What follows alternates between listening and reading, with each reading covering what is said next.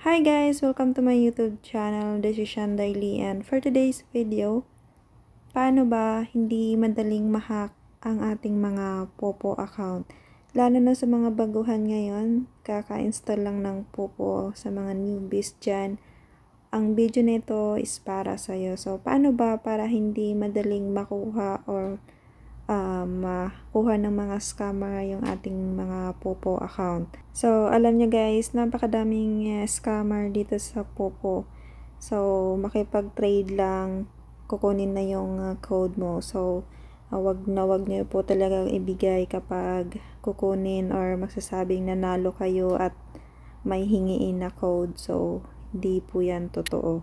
So, anyways, dito na tayo sa ating topic. So, nandito tayo sa dashboard and itap mo yan sa taas. Ayan, ituro ko sa taas. Then, dito sa account and security, itap mo yan.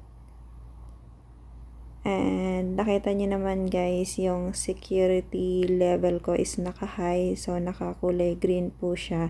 So, kapag naka-red yan, so, may posibilidad na makuha po ng mga scammer yung ating mga Popo account.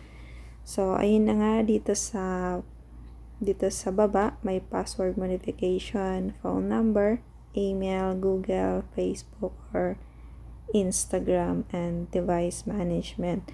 So, dito tayo sa password modification. Ayan, pwede ka maglagay ng password mo dyan. And, kapag nakalagay ka na, wag mong kalimutan or ilista mo. So, dito naman sa phone number, ilagay mo yung active na phone number mo. And sa email din. So, ayan, naglagay ako ng email ko.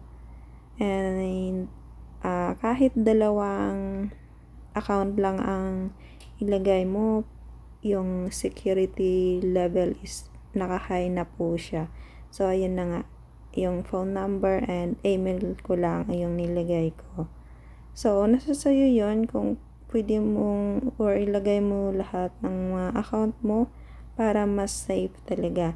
And pwede ka din maglagay ng Google account mo. So, take note guys, yung ilalagay mong account dito is alam mo yung password and active po yung mga account na ilagay mo. And then, pati yung Facebook, yung ginagamit mong Facebook account, i-bind mo din dito. And kung meron kang Instagram, i-bind mo din.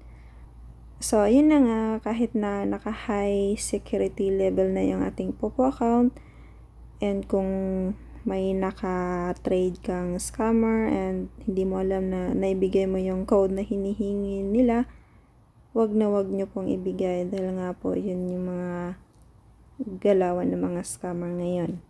And lalo na yung mga mag-chat sa'yo na magsabi na nanalo ka about sa VIP.